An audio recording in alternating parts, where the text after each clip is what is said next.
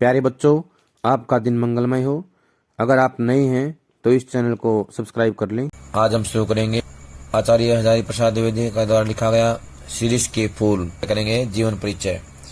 जीवन परिचय इसलिए जरूरी है, यहाँ से 1 नंबर के प्रश्न आते हैं, जैसे जन्म कब हुआ, निधन कब हुआ, रचनाएं कौन कौन सी हैं, कौन कौन से सम्मान मिले हैं। तो हम करेंगे शुरुआत जीवन परिचय। आचार्य हजारी प्रसाद द्विवेदी, इनका जन्म सन 1907 आरत दुबे का छपरा बलिया उत्तर प्रदेश में हुआ।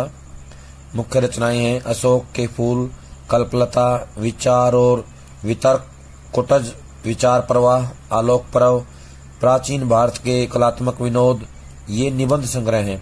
बाण भट्ट की आत्मकथा, चारू चंद्रलेखा, पुनर्नवा, अनामदास का पोथा, ये उपन्यास हैं।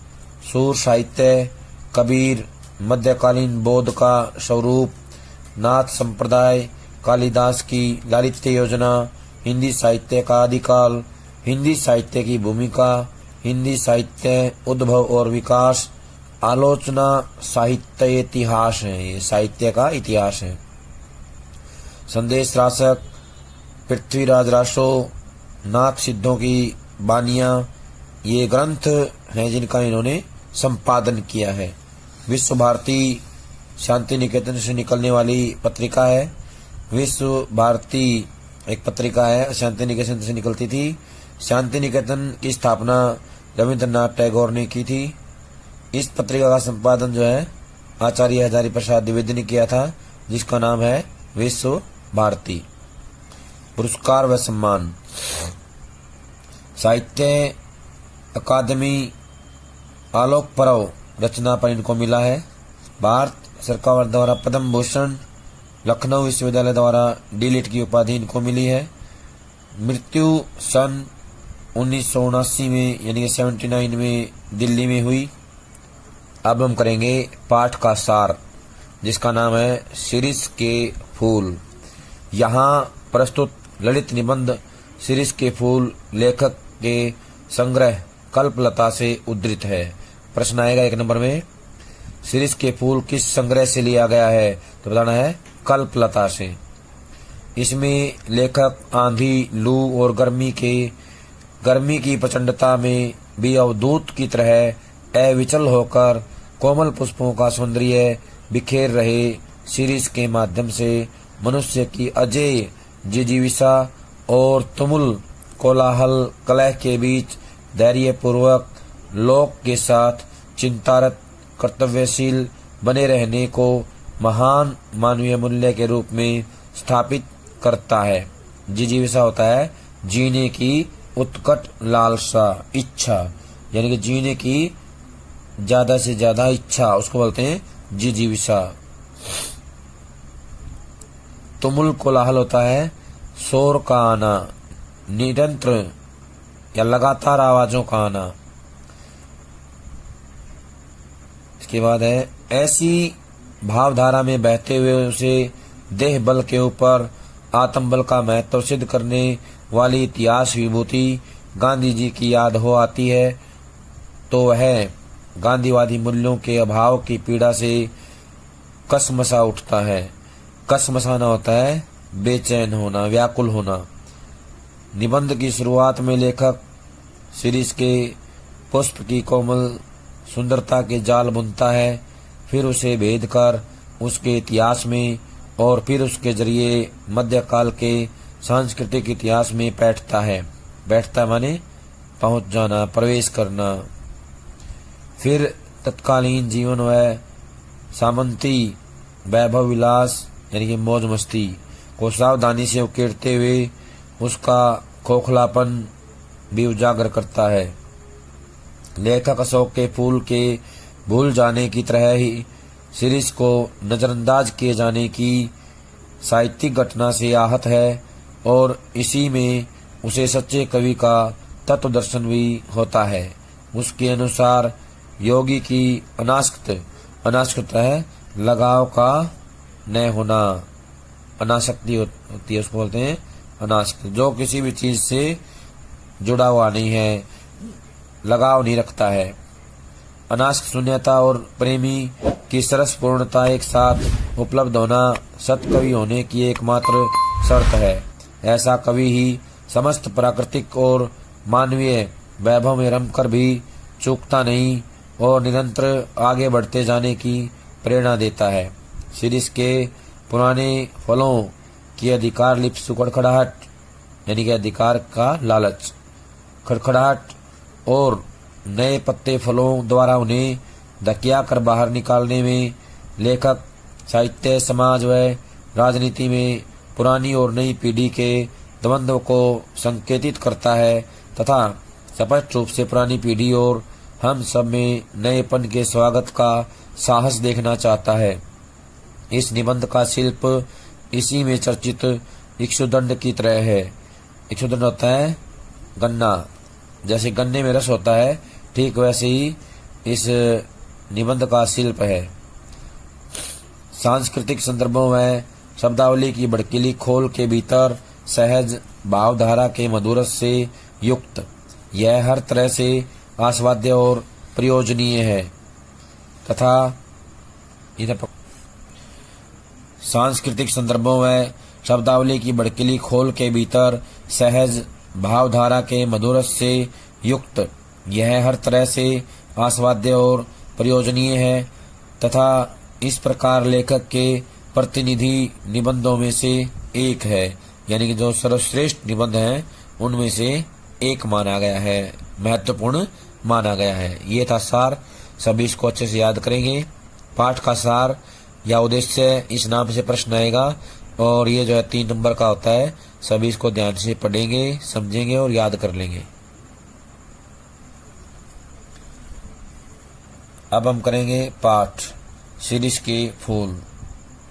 जहाँ बैठ के यह लेख लिख रहा हूँ उसके आगे पीछे दाएं बाएं शीर्ष के अनेक पेड़ हैं। जेठ की जलती धूप में जब धरित्री होता है धरती, निर्धूम होता है बिना धुएं का, अग्निकुंड होता है यज्ञ।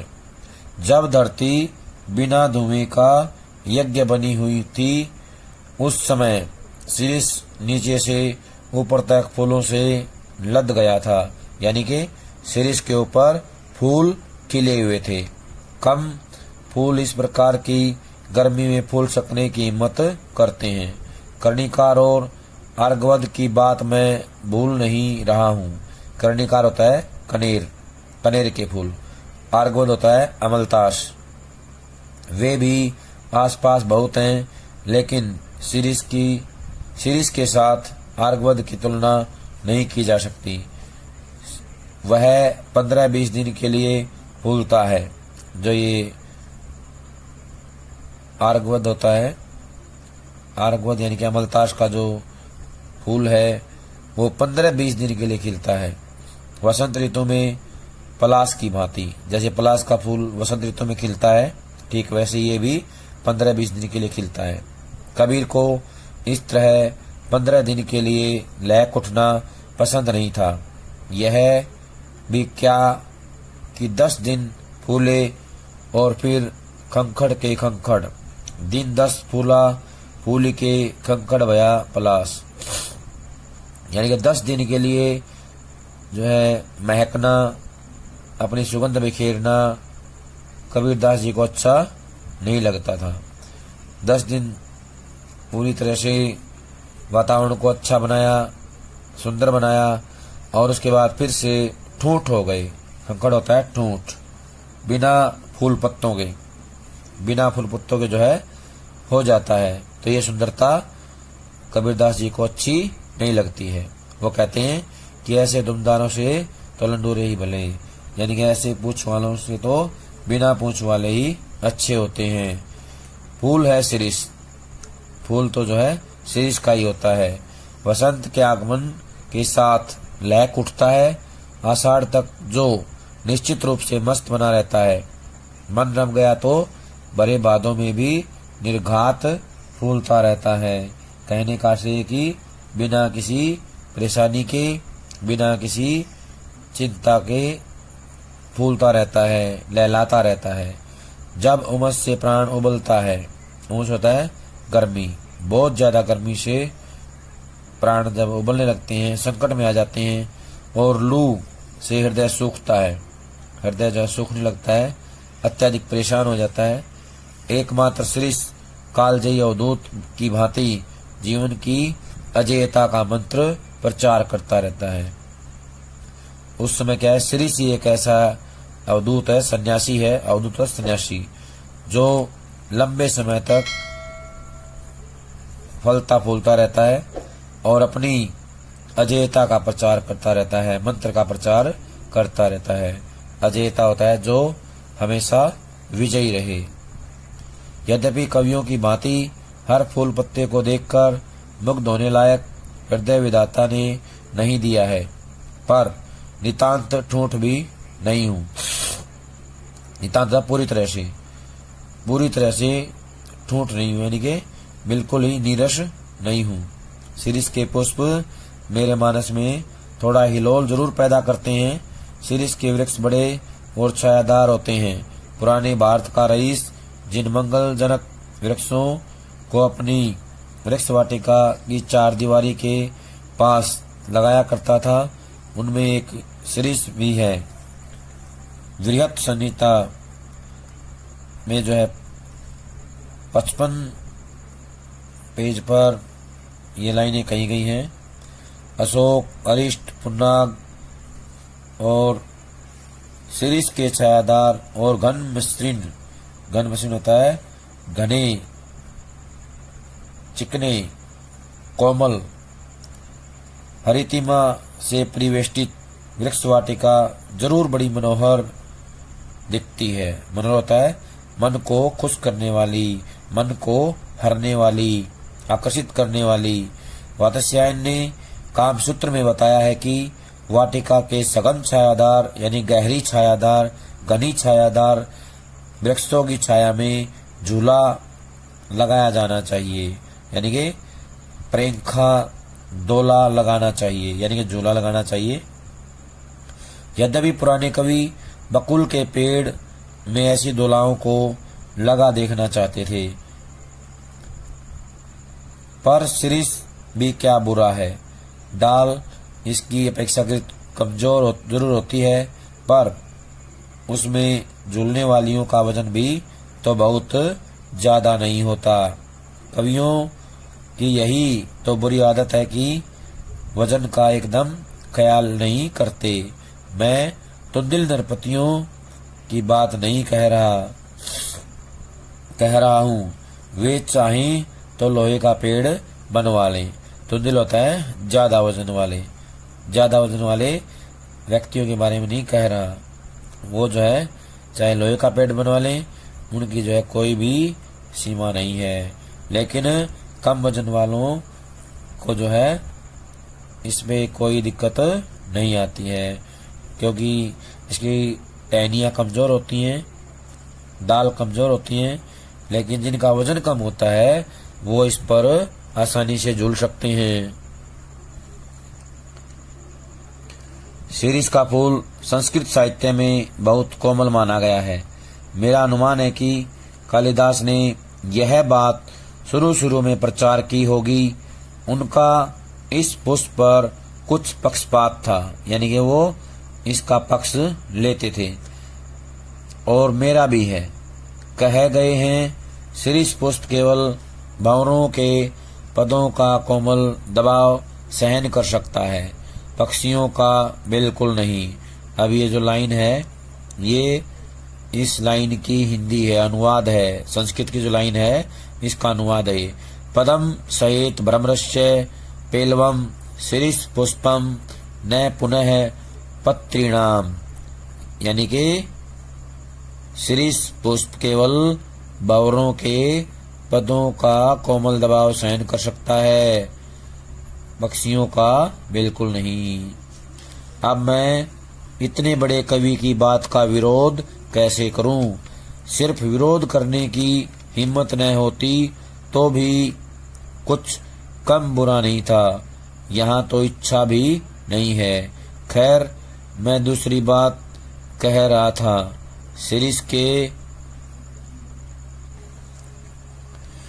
शिरीष के फूलों की कोमलता को देखकर परवर्ती कवियों ने समझा कि उसका सब कुछ कोमल है। कहने का आशय है कि जो शीर्ष है उसकी डाल जो हैं वो कमज़ोर होती हैं, फूल कोमल होते हैं, लेकिन उसके जो फल हैं वो कठोर होते हैं, जल्दी से अपना स्थान नहीं छोड़ते हैं। प्यारे बच्चों, आज जो काम करवाया है सभी इसको कापी में लिख करके याद करेंगे। सभी का बहुत बहुत धन्यवाद।